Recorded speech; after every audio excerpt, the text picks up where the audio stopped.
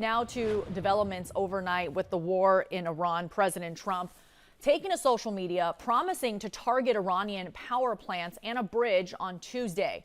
The threat aligning with his 48-hour ultimatum for Iran to reopen the Strait of Hormuz by tomorrow. And this all comes as reaction is pouring in to the rescue of a downed U.S. airman. The president posting, quote, "We got him." And Israeli Prime Minister Benjamin Netanyahu saying in part, quote, "All Israelis rejoice in the incredible rescue of a brave American pilot by America's dauntless warriors." This rescue operation reinforces the sacred principle no one is left behind. Here's ABC News reporter Britt Clinette with more. This morning, that missing U.S. crew member rescued and safely back in U.S. hands after his F-15 warplane was shot down over Iran. Overnight, President Trump posting that the American, a colonel, is safe and sound. Writing, "Over the past several hours, the United States military pulled off one of the most daring search and rescue operations in U.S. history.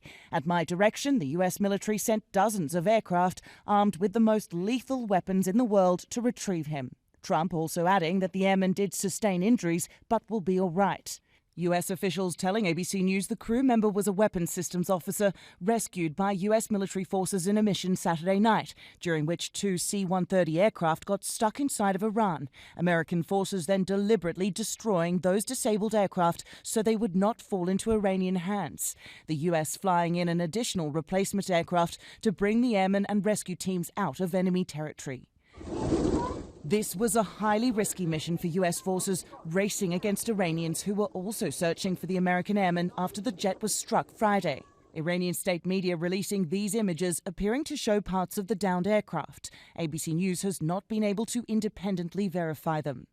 The other airman on board that two-seater F-15E rescued the same day. Iran offering a $60,000 bounty to its citizens for the capture of the second American. And targeting U.S. rescue operations, firing at two Black Hawk helicopters Friday, some crew members injured, but they were able to return to safety. And we're now learning that second American attack jet Iran struck the same day, an A-10 Warthog aircraft, was also involved in the rescue mission to provide close air support, managing to return to Kuwait, where the pilot safely ejected before the plane crashed. The F-15E crash marks the first time Iran has successfully downed a manned American aircraft in this war. The series of incidents Friday raising questions about Iran's military capabilities just days after the president said Iran would not be able to shoot down U.S. aircraft. They have no anti-aircraft equipment. Their radar is 100% annihilated. We are unstoppable as a military force. Now, amid those mounting concerns, Iran saying it is using a new air defense system to target U.S. fighter jets.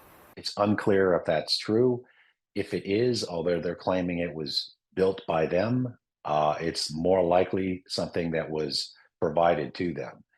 We know that China and Russia do provide them many of their advanced weapon systems.